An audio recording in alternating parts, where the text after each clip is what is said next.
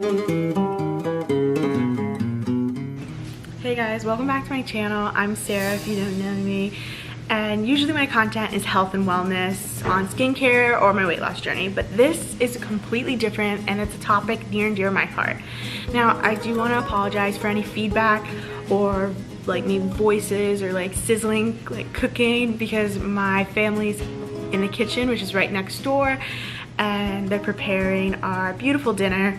And I wanted to sit in this chair specifically because it's like the storytelling chair, and I felt like this is fitting. But anyways, I wanted to talk about when I lived abroad, or when I was abroad living in Madrid, Spain. I was living with the host family, helping out and teaching English. Now, this was formerly known as aupairing, but I want to just say that, like, I know hearing of aupairing being in the US, I feel like aupairing was like nannying, which I feel like it definitely can be.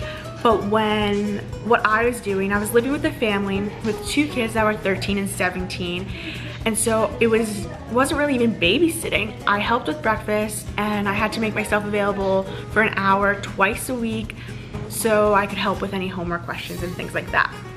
I was really lucky I didn't have to like change any diapers, like walk them to school, prepare little snacks, none of that.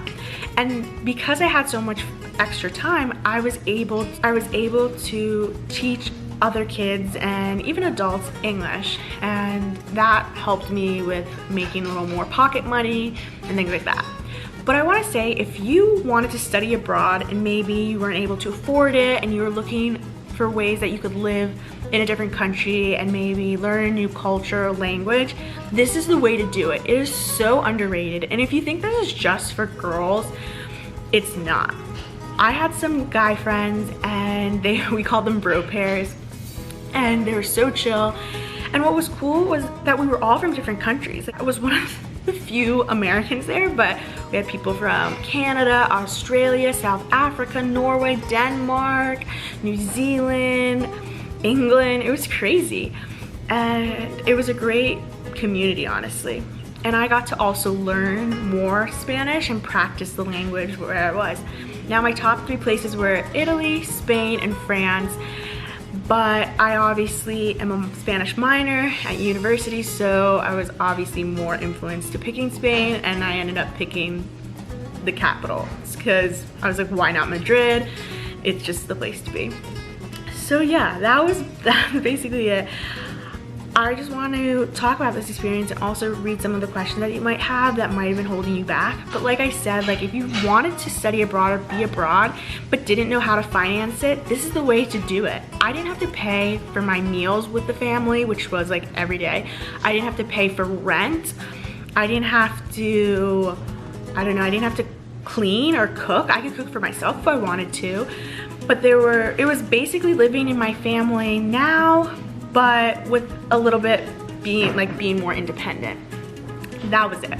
So anyways, let's jump in. I have some questions that maybe you're interested in. I guess the first question that you might have is, what is the advantage of going through an agency when I can find families for free online? That's what I did. aupairworld.com, I believe, is one of the best websites for if you're looking to au pair in, specifically I would say, Europe/Asia. Countries like France or Australia, they do more of their au pairing through like Facebook and stuff like that, like Facebook groups. But basically what I did was make a profile, just like as if it was like Facebook, and you talk about yourself, and then you get messages from families. I remember getting my initial messages from countries like Turkey and China and things like that, which was crazy. But basically, you can message families that interest you, and you can also filter. So you could say, I don't want to be in a single family home, or I don't want them to have pets, or be a family that smokes cigarettes, things like that. It was really nice, and basically everything is filtered through you and the family. Through an agency, they are that third party that can oversight all the formalities. Now, I had a contract that like was whipped up again with just me and the family. That created some sort of guideline. But when you're with that agency, they're the ones that follow through. They make sure everything's well, and if things don't go well, you can report them, things like that. The agency will take care of that. That's the advantage. The only thing is that's not as popular option. Like when you're in the United States, like again, I feel like in the US it's more like au pairs are nannies. I had a few friends that had au pairs from like Africa, things like that, but it was again strictly to just take care of you, drive you places, feed you, basically like that. So I would say that this is what's different, and again, you get paid a lot more money as like if you're a French au pair living in the United States than I did. Now I got paid 50 euros a week, which again, I didn't have to do as much, but my friends got around 75 to 90 euros per week. And again, that's for, I would say about 20 hours, less than 20 hours worth being around with the kids. But again, that's, I would say, the main advantage of through an agency versus, you know, doing it yourself. But again, I wanted preference. I was an American living abroad, so I can't really talk about au pairing and life in the United States, and I can't au pair in the United States. Let's say like I live in the East Coast, I can't go to Arizona or California or Hawaii and be an au pair. That just wouldn't work. I would just be a normal nanny or something like that. Also, I wouldn't be teaching English, you know? So how far ahead should I apply? Well, it's not really applying. You really make your own profile and then you engage with families, and depending on the time frame that they're looking for someone and when you want to go, like for me, it was all done within like less than 3 weeks. I literally wanted to just like start something new and live abroad and take some time off from school, like my formal education. So I was really, really, really lucky that it worked out like that. I was really lucky that, again, like if you're trying to study abroad, this is the way to do it. Like, again, the costs are minimal compared to that, but I really wanted to do that. I couldn't do study abroad because I was too far ahead, and I would be like, I already took the necessary Spanish courses that I would take for my minor, so it just didn't work out. But basically, I made it happen with less than a month. So if you're thinking about doing this, I would do it. I mean, now we're in like this whole Corona situation, so it's a little bit challenging, but seriously, that's what you should do. Okay, what are the chances of being placed with family?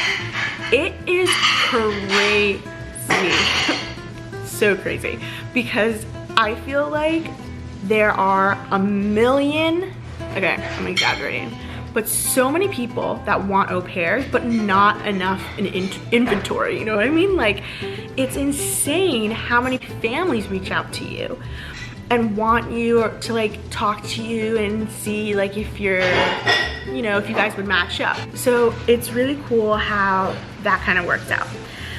How can I prepare myself for a program like this? Well, you need to be comfortable being by yourself, separated from your family, and the time difference. So for me, it was about 6 hours time difference from home. So knowing that when I woke up in the morning, my family was dead asleep here, that's something you have to prepare for.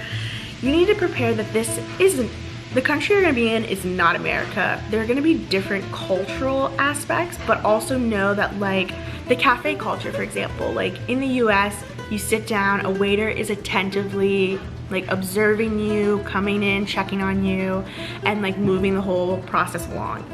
In Spain, for example, you're sitting at a restaurant, the waiter will get your order, bring the food, and won't ask you how it is, won't check in on you. You could be there like 2-3 hours. You need to be the one that flags them down, things like that. So that's a big difference. Also like personal space. Here in the US, we're like big on, you know, like knowing that invisible bubble. But when you're in Spain, like things like that, like people are up on you. Like they're like, they don't care. They're like on top of you. They're like breathing the same air from you. So the concept of personal space was really different. Okay, what if I'm not compatible with my host family? If you get there and you realize it's not a good match, luckily you can always switch host families. How seamless that is depends on you basically and your family, but I have to say that I had a great experience with my family, but I do have 2 friends that did not have a good experience. One of them left and switched families, and the other one went back home. So you have to see like if that's worth the potential trouble. What if I get homesick? What's great about now is, compared to au pairing maybe 40 years ago, is that we have technology. You can always FaceTime or maybe schedule, I don't know, home visit if you could afford that, or your family may be visiting you. But if you get homesick, or you're the type that's gonna get homesick after, like, maybe you could do a shorter stay, do 1-2 months during the summertime. But if you're the type that gets like that, then maybe this isn't for you. I don't speak the language. Should I still apply? Yes. So in my language school, I was with a bunch of German au pairs, I guess. And they actually could speak English, but they couldn't speak Spanish. Some of them were like starting really basic, but they were picking it up and it was great. So yeah, you don't need to know the language to be in the country that you're in. Your host family can usually help you out. I do recommend that your host family is semi-fluent in a language you speak, or at least like intermediate level, because they'll be the ones you're living with, and if there's any problems, they're usually the first people you go to. Okay, do I have to care for babies? Now, what's great about the website that I mentioned, aupairworld.com, is that you can set your age range. So you could be like, I'm only willing to babysit 5-year-olds to 15 or something like that. And that's what is, I don't know, like it's standard. Like you can set your limits for that. I really recommend not taking care of infants, because I had a friend that was watching, I think, a 6-month-old baby, constantly watching the baby, had to take care of it. They went on a trip, they went to like a ski resort or something. She was stuck in the cabin with the baby the whole time. So honestly, I do recommend at least a toddler or up. I'm male. Do I have any possibility to be a participant? I mentioned this earlier. Yes, of course. I had a few guy friends that I had met that were doing it too, and there's no problem. Just like there's families that just have all boys, you know, it's really no big deal. Can I choose the city where I live? Yes. So for me, I preference where I wanted to stay, narrowed it down to Spain, and I wanted to be in a relative city center, so Valencia, Barcelona, or Madrid. And I think I was like open to Sevilla, but I didn't really get any, like, I wasn't really attracted to any of the families that I was seeing, or that wasn't like that frequent that I saw from that location. But anyways, so yes, you can pick what location, but it doesn't mean that there'll be families in that location that you're looking for. And you can also, if you're not familiar with the exact city you want to be, you could say you want to be in a rural area or like city center, all that. How can I make new friends? So what's great is that there's a bunch of Facebook groups that you can just like create a post like, hey guys, I'm going to be au pairing in Paris, France. I want to make some friends. I'm 22. I was wondering if like anyone else would want to like go grab coffee or something. And so you could do that. And that was the best way. Like when I made my post, I had like messages come in like constantly, and I got to like kind of see if I wanted to be friends with them or not. And then it was really great. I had a great group of friends. We were initially like a group of 20. I remember we met at this hostel, we all stayed there, and we got to just like, I don't know, it was really cool. We all got to talk about our lives and like what it's like living in that certain country. And like I said earlier, I had friends from like all over the world, and it's just an experience that you wouldn't otherwise experience. So, okay, my friend and I would like to go to Spain together. Would it be possible to be placed in the same area? Yes. I had a friend, it was her and her cousin, they were doing it, and in the States, they're not in the same, like they don't live in the same state or something, but they wanted to do this so they could spend the summer together, and they were placed in the same neighborhood. So it's possible. How much do you normally make? So, I want to say that, again, like it depends. Don't settle for anything. I would say if you're working full-time, so 5 days a week, and you're working with the kids, don't accept anything under 75 euros per week, and don't sign up for anything that they want you to clean, because that's just like, especially in Spain, specifically Madrid, they have cleaning services almost every single day. So if they're asking you, they're going to be expecting you to like vacuum, mop, sweep, dust, do laundry, cook. It's just not worth it for the amount of money they're also like going to be offering you for that. So don't do that.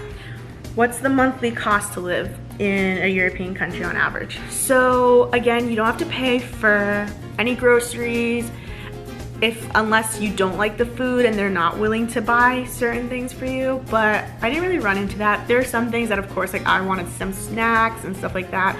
I live with a really health conscious family, so if I wanted something sweet or something, I had to always get that. But again, you don't pay for rent. Really, some people don't even have to pay for their Metro card, or even they'll cover some of your ticket or your education, like your language school. For me, I had to pay 20 euros a month for my Metro card, and then I paid 20 euros a month, which I could have done 10 euros, but I was using a lot of data, like internet data for my phone. So I paid 20 for the Metro card, 20 euros for the phone, and then anything you want to do, like if you go to the clubs are around 10 to 20 euros, like rooftops, things like that. What's great is if you're going out with your friends for the lunch, there's usually like a lunch combo where you get like a drink, an appetizer, meal, and dessert, and it's usually around like 15 euros, which is good. But I would say your week-to-week expenses are just gonna be your outings and like the money you spend when you're out and about. When should I go be an au pair? Again, there's really no right time. There are a lot of people that take a year off. Like I met a lot of people that were Europeans that were taking a year off, like a gap year before they went to university. And I would say that for them, they were doing this during that year or that 6 months period, and that was really beneficial for them to like experience being on their own and feeling the independency. But honestly, there is no right time. I met also, because I was doing it in the summer too, people that were just doing it for the summertime, so like a month to 3 months. It's really up to you. Like it's not set in stone. Okay. Now, there's some questions like this. Can you tell me what a typical day would look like?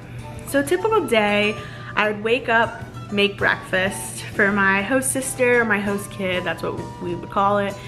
And it was just like orange juice or chocolate milk and an egg and sometimes toast. And maybe if there were fruits, I would like cut up some strawberries and that's it.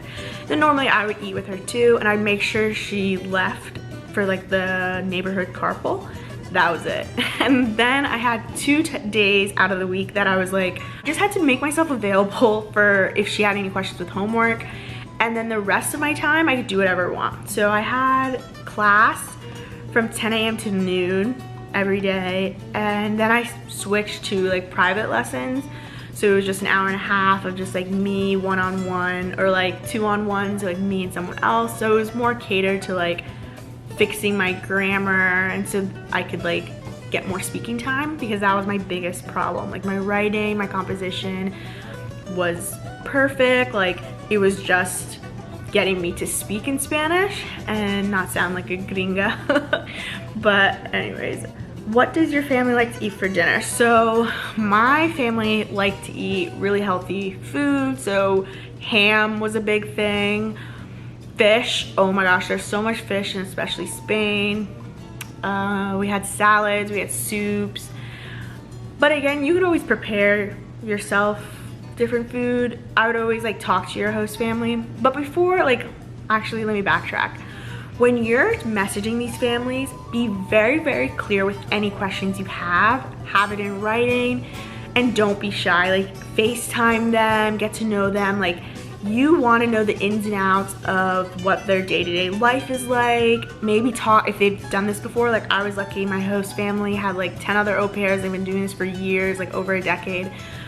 And so you should talk to the old au pair if possible. Maybe there's like, I don't know, like a letter of recommendation from the old au pair.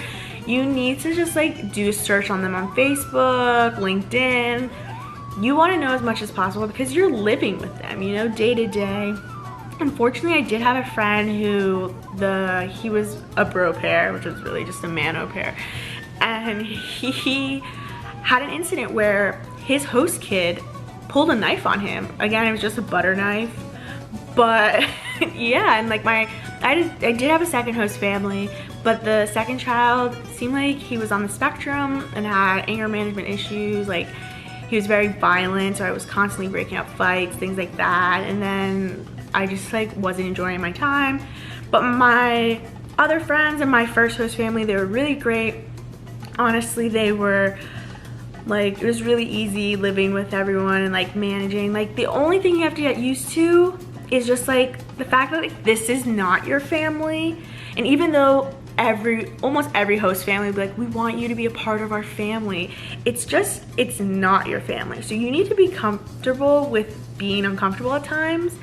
Like I got really comfortable. I was like in my pajamas, like hanging out. Like I honestly felt like I could be like my host parents' niece. I don't know. They made me feel really comfortable. But I do know some people like didn't feel like they could be in their pajamas or wear without a bra or something. I don't know. Like they had to be conscientious of that. I really had a connection through the initial FaceTime call when I was still in the States, like kind of weeding out candidates. You need to do that. You really have to ask those questions. You need to see if you're comfortable with doing this. Again, like if it's not a right fit, don't try to make it work for you. If it's not right, it's just not right. My next question, what are some of the activities you can do? Well, what's great about being in a city center is like you could literally do anything. You go to museums, you could try different food, different restaurants. Honestly, you're in a different country. You shouldn't be staying at home, you know, like watching TV, although you could. Like when it's your free time, you're free to do anything. I loved going to try out like different types of food. Like Spain is known for tapas, so we would get like they're like mini appetizers and you can try. I love getting the papas fritas con alioli. And I remember, what else did I really like? Oh, Tinto de Verano. I was like addicted to it. If you like sweet drinks but they're like fizzy, this is a go-to. It's basically red wine with lemon soda. And so it's really good. It's really basic too. You can make it here, but they have like Fanta lemon, which I don't know if we have that readily available. What else? Yeah, you can literally just explore. I did this twice. I think I traveled to different cities. I went to Sevilla for like the weekend. I also went to Valencia. I went to Toledo. So you could literally travel. And then what I also got to do is I traveled outside. So I went to Malmo, Sweden. I went to Copenhagen, Denmark, Paris, France. I went to London in the UK and Cardiff, Wales. So I got to travel quite a bit outside of Spain, which was really, really nice. I totally recommend it. I didn't get to go to Italy or Greece, and those were like kind of high up on my list to go see, but honestly, next time. Okay. So, do you have to work on the weekends? It depends. Luckily for me, my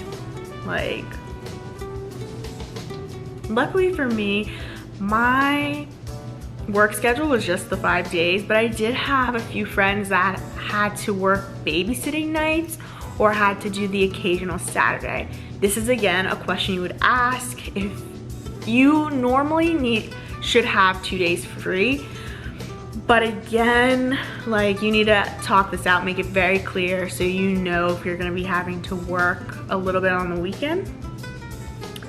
Okay, where is your sleeping? Like where do you sleep and do you share a bathroom? I was really lucky. I had my own space. It was in the basement, but I lived in a house, which was really, really cool because in Madrid, most of the places are apartments and it's really kind of like a tight fit. But basically, it was really cool. So I had like the basement floor to myself. So I had my own bathroom, shower, toilet, bed, desk. I had like a little TV room to myself. It was kind of like my own space. The kitchen and everything was like upstairs and stuff like that. The only thing is I lived outside of the city center. So I had to take a bus or a metro into the city center, which was a 45-minute ordeal. It goes really fast, like taking the metro or the bus and stuff like that. And I would just listen to podcasts or music and time would go by. But that's just a heads up. But I did get the perk of being outside the city center, so it was not as, you know, busy, less traffic, and then I also got more space. Some of my friends, like one of my friends had her own apartment that was like across the street. Another one of my friends, they had to share the bathroom with the girls. So you should definitely find out like how the living situation is gonna be. Okay. Always, I would say a big question is always ask about the children. Do they have any special needs or dietary restrictions, things like that. Be very clear. Always ask like how close is public transport to you. You need to, I feel like you need to know this type of information. Always, once you're like at the final stage, but it's not like 100% solidified, find out the address. Make it clear, like, do you have holidays off? Like, normally I would say yes, but like ask these questions. Ask if they have pets. Be as honest as you would if you were applying for a job, or like and you were working for a company and you wanted to know the specifics on what your day-to-day life is going to be. This is just like that. And I feel like it was a great experience overall. My Spanish improved. Like, I was watching Spanish shows, I was talking to different people. And if you can, you should, like, again, I had a rare situation because I tutored other people and got to interact with different people and different families. If you get that opportunity, like, run with it. Like, it's rare, so I lucked out in that aspect. But anyway, please check this out. Please look into this, like, especially if you were interested in studying abroad and just couldn't do it. This is the way to go. Honestly, it's something that's so overlooked and people just like don't know much information, so they like form judgment on it, like the whole word, as if au pairing was taboo or something that was like nannying, which again, I want to debunk that. So I hope this helped in some way. If you want more information or anything like specific, like my day-to-day interactions, experience, things like that, or like resources, let me know. I hope that now you've learned something or you know more about a topic that you didn't know before. Anyways, thank you guys for watching and see you next time.